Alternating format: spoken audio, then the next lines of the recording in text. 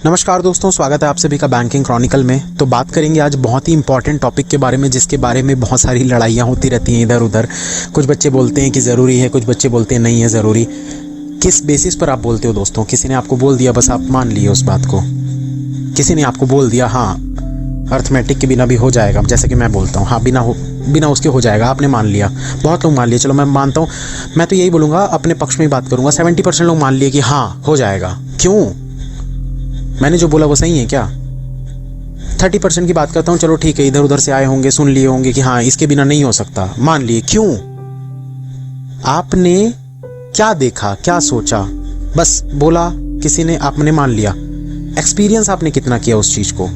तो इस एक्सपीरियंस के बारे में बात करूंगा दोस्तों, क्योंकि मैं 2 साल तैयारी किया हूँ। जिस एग्ज़ाम की तैयारी आप लोग अभी कर रहे हो, 2016 के स्टार्टिंग में मैंने स्टार्ट किया था अपनी बैंकिंग की प्रिपरेशन। 2016 2017 पूरा करने के बाद 2017 के जो आखिरी में एग्ज़ाम हुआ था आरआरबी पीओ का, उसमें फाइनल सिलेक्शन हुआ था। लेकिन ऐसा नहीं है कि सिर्फ वो फाइनल सिलेक्शन था, मेंस एग्ज़ाम मैंने बहुत सारे क्लियर किए थे। Bank of Baroda, IDBI PO, बहुत सारे एग्ज़ाम। और रिसेंटली भी अभी जो एग्ज़ाम पिछले साल का हुआ था, जिसका मार्क्स मैं बहुत बार शेयर कर चुका हूँ, 50 में 37 मार्क्स, 50 में 37 मार्क्स, वो भी मैं शेयर कर चुका हूँ कितने बार। अब वो भी मैंने हमेशा आप लोगों को बोला विदाउट अर्थमेटिक। क्यों? उसके पीछे का रीज़न मैं आप लोगों को बताता हूँ, पूरा ध्यान से सुनिएगा दोस्तों। सिर्फ ना उसमें आके मतलब ना गुस्से में आकर कि हाँ नहीं आप मुझे फॉलो करते हो नहीं करते हो, कोई फ़र्क नहीं पड़ता। लेकिन मैं जो चीज़ें बताऊँगा ना, आप रिलेट कर पाओगे उस चीज़ को, क्योंकि मैं एक स्टूडेंट रह चुका हूँ आपकी तरह। आप जहाँ पर हो ना, जो चीज़ें आप लोग फेस करते हो वो सब चीज़ें मैं कर चुका हूँ। इसलिए जो बातें मैं आपको बताने वाला हूँ, आप उस चीज़ को रिलेट करोगे, डेफिनेटली करोगे।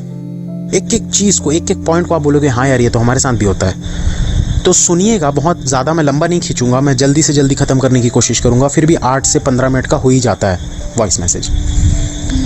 दोस्तों, जब मैंने तैयारी स्टार्ट की थी, मैंने कोचिंग ज्वाइन की थी। और होता क्या है ना, हर ऑफलाइन कोचिंग का एक बुक होती है, जिस बुक में टॉपिक वाइज पूरे सिलेबस होता है। Percentage, ratio, average, simple interest, compound interest, profit and loss, time and work, time speed and distance, probability, mensuration, सारे टॉपिक एक एक एक एक करके, जिसमें कि 50-100 क्वेश्चंस होते हैं। और उनका काम ही वही होता है, वो पढ़ाना। जो मैथ्स के हमारे फैकल्टी आते थे पढ़ाने के लिए, तो उनका काम ही होता था कि उनको सिलेबस कंप्लीट कराना है, उनको सारे टॉपिक पढ़ाने हैं। क्यों? क्योंकि वो मैथ्स के टीचर हैं, उनको करवाना है वो चीज़। वो तो करवाएंगे ही ना। वो ऐसा तो नहीं बोलेंगे यार ये चीज़ तुम मत करो, इसके बिना हो जाएगा, कभी नहीं बोलेंगे। उनका काम है वो चीज़ करना। आप एक स्टूडेंट से पूछिए, मैं एज अ स्टूडेंट बात करूंगा, मैं एज अ टीचर बात नहीं करूंगा। मैं हमेशा एज अ स्टूडेंट ही आप लोगों से कनेक्ट करता हूं, क्योंकि एज अ टीचर तो फिर मैं आपको ये भी बोलूँगा ना यार कि रीजनिंग में बहुत सारे ऐसे टॉपिक है जो आपको छोड़ने ही नहीं चाहिए। जैसे कि जो हमारे लॉजिकल रीजनिंग के क्वेश्चन होते हैं, मैं तो बोल देता हूँ छोड़ दो, क्योंकि मैं एज अ स्टूडेंट बोलता हूँ छोड़ दो भाई, कोई मतलब नहीं है। बट एज अ टीचर मेरा काम है वो चीज़ को पढ़ाना आप लोगों को। अगर आप लोग मुझे पैसे दे रहे हो पढ़ने के लिए, कोर्स अगर मुझे पूरा कंप्लीट कराना है, आपने एक रीजनिंग का कोर्स लिया है, तो रीजनिंग के कोर्स में वो भी आता है, बट मैं नहीं पढ़ाता। आपको क्या लगता है वो चीज़ मुझे नहीं आती इसलिए नहीं पढ़ाता? ऐसा नहीं है। वो चीज़ बहुत ज़्यादा ज़रूरी नहीं है आप लोगों के लिए, उसके बिना भी सिलेक्शन लिया जा सकता है। अब इसका मतलब गलत निकालते हैं लोग। तो पहले तो मैं बात करूंगा अपने एक्सपीरियंस के बारे में, थोड़ा सा आप पहले रिलेट करिए और फिर सोचिएगा, फिर इसके बारे में आगे बात करेंगे। अगर आप चाहो तब तक सुनना, तो वैसे सुनोगे तो आप ही को फ़ायदा मिलेगा। अगर आप कर रहे हो तो बहुत अच्छी बात है। जब मैंने कोचिंग ज्वाइन की थी तो हमको बुक्स मिल चुकी थी पहले, दूसरे दिन में, तीसरे दिन में हमको बुक्स मिल गई थी। अब उस बुक में क्या होता था कि जब हमको पता होता था कि हाँ सर कल परसेंटेज पढ़ाने वाले हैं, तो पूरे परसेंटेज के जो 50-100 क्वेश्चन होते थे ना, मैं पहले ही घर में बना के चले जाता था। सारे के सारे क्वेश्चन मैं घर में पूरा बना लेता था। मुझे टाइम लगता था थोड़ा सा, क्योंकि मेरा अर्थमेटिक बहुत ज़्यादा स्ट्रॉन्ग नहीं था। बट ऐसा नहीं था कि मुझे वो टॉपिक आते नहीं थे, बचपन में पढ़ा था मैंने अच्छे से, आते थे वो सारे टॉपिक, मैं बनाकर लेकर चले जाता था। विद इन टाइम नहीं बना पाता था, 20 सेकंड 30 सेकंड में सॉल्व नहीं होते थे, लेकिन सारे क्वेश्चन सॉल्व होते थे, सारे के आंसर आते थे। और जब वहाँ पर सर बनाते थे क्वेश्चन, आंसर पूछते थे, मैं सबसे पहले आंसर देता था, सर ये है आंसर, सर ये आंसर। सर 10 से 15 क्वेश्चन सॉल्व करवाते थे, बाकी के हमको होमवर्क देते थे कि ये 50 क्वेश्चन आप जाकर बनाओ। मैं बनाता था घर आकर।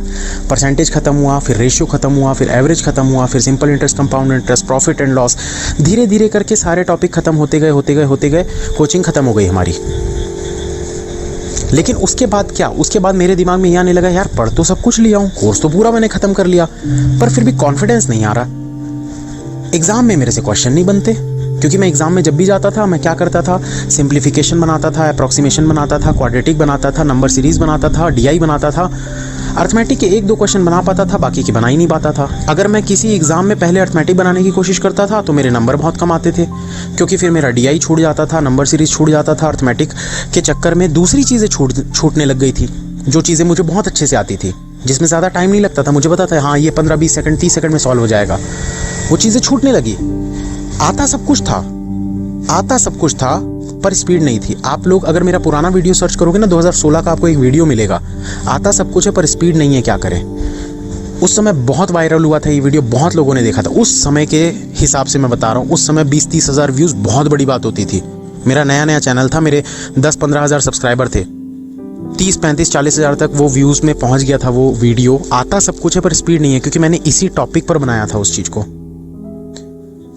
दोस्तों होता क्या है ना कि जब हम किसी चीज़ को कर रहे हैं बट उस चीज़ से फ़ायदा नहीं मिल रहा है, तो आपको उसका अल्टरनेटिव खोजना होता है। मैं ये नहीं बोलता यार कि आपको अर्थमेटिक नहीं आना चाहिए, मुझे आता है, पूरा का पूरा आता है, फिर भी मैं क्यों मना करता हूँ लोगों को, क्योंकि मुझे 70% स्टूडेंट्स की तरफ से क्या सुनने को मिलता है, सर अर्थमेटिक नहीं हो पा रहा, सर क्या करें, सर हम अर्थमेटिक के लिए बहुत परेशान हैं, सर अर्थमेटिक की वजह से हमारे मार्क्स नहीं बढ़ रहे, सर अर्थमेटिक नहीं करेंगे तो क्या हो जाएगा, सर अर्थमेटिक नहीं हो पा रहा है हमसे, हम बहुत मेहनत कर चुके हैं, हम 2-2 कोर्स देख लिए, हम 3-3 कोर्स देख लिए, बेस्ट से बेस्ट मेथड कर लिए, प्रैक्टिस भी बहुत कर लिए, पर फिर भी नहीं हो पा रहा है। मतलब आप सोचिए दोस्तों, ये सब चीज़ें कोई नंबर सीरीज़ के लिए बोलता है, कोई सिंप्लीफिकेशन अप्रॉक्सीमेशन के लिए बोलता है क्या, कि सर मैं पिछले 4 महीनों से सिंप्लीफिकेशन करने की कोशिश कर रहा हूँ पर मेरे से नहीं हो पा रहा है। सोचिए इस चीज़ को, पॉइंट टू बी नोटेड। क्या वो ऐसा टॉपिक है सिंप्लीफिकेशन या अप्रॉक्सीमेशन जिस पर इतना समय देने के बाद भी उसमें आपको दिक्कत आए एग्जाम में? शुरू में हो सकता है 1-आध महीना आपकी प्रैक्टिस अच्छी नहीं होगी, आप बहुत कम क्वेश्चंस बना पा रहे होगे, लेकिन एक समय के बाद आप बनाने लग जाते हो, लेकिन वो चीज़ अर्थमेटिक में नहीं हो पाती। उसका रीज़न क्या है पता है दोस्तों? बहुत बड़ा रीज़न क्या है कि हम टॉपिक वाइज पढ़ते हैं, और ये मैं हमेशा अपने स्टूडेंट्स को मना करता हूँ, चाहे आप रीजनिंग पढ़ो, चाहे आप इंग्लिश पढ़ो, चाहे आप क्वांट पढ़ो, टॉपिक वाइज पढ़ना बंद कर दो यार। एक बार आपने कर लिया ना कोर्स टॉपिक वाइज पूरा, बंद कर दो। उसके बाद अब मिक्स्ड क्वेश्चंस बनाओ, प्रैक्टिस सेट्स बनाओ, जितने प्रैक्टिस सेट्स बनाओगे, मॉक टेस्ट दोगे, उतना आपको फायदा मिलेगा। कंसेप्ट बहुत जरूरी है। मैं ये नहीं बोलूंगा कि कंसेप्ट आपको जरूरी नहीं है, क्योंकि अर्थमेटिक डीआई का आप कोई भी क्वेश्चन उठा लो, उसमें कंसेप्ट यूज होता है। अगर आपको थोड़ी बहुत नॉलेज है ना कि हाँ क्या होता है टाइम एंड वर्क, किस तरीके से क्वेश्चन को सॉल्व किया जाता है, तो आप उन कंसेप्ट को बहुत ज़्यादा मजबूत कर सकते हो, इतना अच्छा कि आप कोई भी ईजिली सॉल्व कर लोगे दूसरे क्वेश्चन को। लेकिन अगर आप ये सोचोगे ना कि आप वो 1-1 नंबर वाले जो मिसलेनियस क्वेश्चंस होते हैं वो 50, 100, 200, 400 बना लोगे तो आप एक हाई लेवल का अर्थमेटिक डीआई सॉल्व कर लोगे, तो ये गलत बात है। करके देख लेना, नहीं हो पाएगा। कोशिश करके देख लेना। आपने किया होगा, हो सकता है आपने 1 कोर्स देखा हो, 2 कोर्स देखा हो, 3 कोर्स देखा हो, आपने 50, 100, 200 क्लासेस देख ली हो। एक हाई लेवल का डीआई उठाना दोस्तों, ऑलिव बोर्ड ओपन कर लो, स्मार्ट कीड़ा ओपन कर लो, प्रैक्टिस मॉक ओपन कर लो, ये 3, इन 3 के जो मेंस लेवल के क्वेश्चन होते हैं ना, कुछ नहीं मिलेगा आपको इनके आगे। इनमें भी मैं यही बोलूँगा, ऑलिव बोर्ड, प्रैक्टिस मॉक भी नहीं, ऑलिव बोर्ड, प्रैक्टिस मॉक भी अच्छे रहते हैं, लेकिन तीनों में अगर मैं 2 को रिकमेंड करूँ तो मैं बोलूँगा प्रैक्टिस मॉक प्राइस कम है, आप ले सकते हैं। ऑलिव बोर्ड प्राइस बहुत ज़्यादा है, तो दोनों में जो भी आप अफोर्ड कर सको, टेस्ट जोन का ज़रूर दे के देखना। मैंने फर्स्ट टाइम जब दिया था ना, मेरे होश उड़ गए थे। मैं यहाँ पर ना लिंक दूंगा ना कुछ, अपना हिसाब से जहाँ से खरीदना खरीद लो। तो यहाँ पर कोई प्रमोशन की भी बात नहीं होती कि सर को तो अपना लिंक प्रमोट करना है, नहीं यार, नहीं करना है। आप जहाँ से खरीदना खरीद लो, लेकिन आप एक बार ना फ्री टेस्ट देकर देखना। Mains level SBI PO mains का एक मॉक उठाना, उसके डीआई सॉल्व करना, आपको लेवल का समझ में आ जाएगा कि मेंस में कैसे क्वेश्चंस आते हैं। एसबीआई पीओ की अगर हम बात करें, आईबीपीएस पीओ की अगर हम बात करें, तो वहाँ पर जो क्वेश्चंस होते हैं वो होते हैं, क्वेश्चन छोड़ो यार, क्या टॉपिक होता है, आप लोगों ने कभी देखा है सिलेबस अच्छे से? जो सब्जेक्ट होता है उस सब्जेक्ट का नाम होता है data interpretation and analysis. Quantitative aptitude नहीं होता, वो सिर्फ क्लैरिकल में होता है। क्वांटिटेटिव एप्टीट्यूड वो सिर्फ क्लैरिकल में होता है। आप कभी आईबीपीएस पीओ और एसबीआई पीओ, जो कि टॉप के 2 एग्जाम होते हैं, उनका सब्जेक्ट का नाम देखना, डेटा एनालिसिस एंड इंटरप्रिटेशन। मतलब सिर्फ और सिर्फ डीआई से रिलेटेड क्वेश्चन मिलेंगे, डीआई के क्वेश्चन मिलेंगे, कैसलेट मिलेंगे, और जो सेट वाले क्वेश्चंस होते हैं ना, वैसे आपको मिलेंगे। और उनका लेवल कभी आप देखना, वैसे लेवल के क्वेश्चन भी सॉल्व करते हैं वो स्टूडेंट्स जो सिर्फ अर्थमेटिक के पीछे नहीं भागते, लेकिन हाँ उनके अर्थमेटिक के कंसेप्ट हाँ बचपन में पढ़े थे, थोड़ा बहुत याद है सर, बाकी आप थोड़ा सा बता दो हमको, हाँ ऐसा ऐसा होता है, ये होता है, बाकी हम बना लेंगे। तो कंसेप्ट के पीछे जाओ ना यार। पीएचडी करने बैठे हो क्या कि पेपर क्लियर करना है? यही चीज़ मेरे साथ हुई थी। मैंने 1 साल अपना बर्बाद किया, 1.5 साल अपना बर्बाद किया कि वो एक नंबर के क्वेश्चन मुझसे बन जाए। मुझे ऐसा लगता था 35 में 35 मिल जाए, 35 में 35 मिल जाए। बाद में सोचा 35 में 35 मत मिले यार, क्या दिक्कत है, 30 भी मिल जाए तो क्या दिक्कत है, प्री तो निकल जाएगा मेरा। और ये मैं पीयू की बात कर रहा हूँ, क्लैरिकल में तो पूरे 35 भी बना लोगे आप लोग अगर हाई। यार खुद सोचो यार, जो बंदा ट्रक चला पा रहा है क्या वो कार नहीं चला पाएगा? खुद सोचिए इस चीज़ को, कॉमन सेंस की बात है। जो बंदा कार चला रहा है क्या वो बाइक नहीं चला पाएगा? थोड़ी तकलीफें आएगी पर चला तो लेगा ना यार। क्यों? क्योंकि उसको उससे ज़्यादा लेवल की चीज़ आती है, तो छोटे लेवल की चीज़ तो वो डेफिनेटली कर लेगा। थोड़ा सा प्रॉब्लम आएगा, थोड़ा सा, बहुत ज़्यादा नहीं, थोड़ा सा प्रॉब्लम आएगा, बट जब आप उस चीज़ में प्रो हो जाओगे ना, एकदम हाई लेवल का डीआई कोई भी उठा के दे दो, हम तो बना लेंगे। उस समय कोई अगर आपके सामने अर्थमेटिक का कोई एक मिसलेनियस क्वेश्चन फेंकेगा तो क्या आप नहीं बना पाओगे? बना लोगे। हो सकता है थोड़ा ज़्यादा समय लग जाए पर बना लोगे। ऐसा कोई क्वेश्चन नहीं होगा जो आप नहीं बना पाओ। ये चीज़ मेरे साथ हुई थी। मेरे मैथ्स का आप पुराना रिकॉर्ड जिनको पता है उनको पता, जो नए नए बच्चे आते हैं ना यहाँ पर अभी जो ज्वाइन किए हैं, 1 आध साल हुआ है, 6 महीना हुआ है, 8 महीना हुआ, आपको पुरानी चीज़ों के बारे में पता ही नहीं है ना, आपको हिस्ट्री पता नहीं है, आप प्रेजेंट में जी रहे हो सिर्फ। थोड़ा सा हिस्ट्री पता कर लीजिए दोस्तों, बैंकिंग एग्ज़ाम की तैयारी कर रहे हैं तो। एक टाइम था जब मेरे मैथ्स में SBI PO के पेपर में जो प्रीलिम्स था, प्रीलिम्स तो छोड़ो, मेंस की बात करते हैं, मेंस में 1.25 मार्क्स थे, सिर्फ 1.25 मार्क्स आउट ऑफ 50। उस समय मुझे कुछ नहीं आता था। मैंने फाइनल सिलेक्शन लिया, 2 4 5 पेपर मैंने क्लियर किए। उसके बाद मैं लोगों को पढ़ाने भी लगा और उसमें भी बहुत सारे स्टूडेंट्स के पेपर क्लियर हुए। अगर मैं बोलूँ अप्रॉक्स बोलूँ तो, काउंटिंग तो छोड़ दो, अप्रॉक्स ही अगर बोलूँ तो कम से कम 2000 से ज़्यादा बच्चे सिलेक्ट हो चुके हैं, जिसमें से क्वांट में टॉपर भी बन चुका है एक बंदा। 50 में से 37 पॉइंट समथिंग IBPS PO के पेपर में, जो कि कोई बंदा सोचने का भी नहीं सोचेगा। मतलब 15-17, मैं तो लोगों को यही बोलता था 15-17 ला लो, आप सिलेक्शन ले लोगे। वो बंदा 35-36 नंबर लेकर आया था। कैसे ले आया यार? भरोसा होता है ना एक, वो भरोसा आपको अपने अंदर लाना पड़ेगा। यार मुझे क्या मिलेगा? मैं तो आपको यही बोलूँगा, आप कर सकते हो तो करो, बिल्कुल करो, मैं कभी मना नहीं करता हूँ। लोग क्या होते हैं ना, भड़काते हैं। आप दूसरे टीचर को जाके भड़काते हो, अंकुश सर तो ऐसा बोल रहे हैं, अंकुश सर तो वैसा बोल रहे हैं। अरे भैया मैं क्यों बोल रहा हूँ उस चीज़ को भी तो समझो। मेरे पास अगर कोई एक स्टूडेंट आ रहा है, बोल रहा है सर मुझसे ये नहीं हो पा रहा, तो मैं उसको क्या ये बोलूँगा भाई छोड़ दो तुम तैयारी, तुमसे नहीं हो पाएगा? मैं उसको कुछ अल्टरनेटिव खोज कर दूंगा ना कि नहीं चलो ठीक है, नहीं हो पा रहा, कोई दिक्कत नहीं, हम कुछ दूसरे तरीके से करते हैं, आप इस तरीके से करके देखो।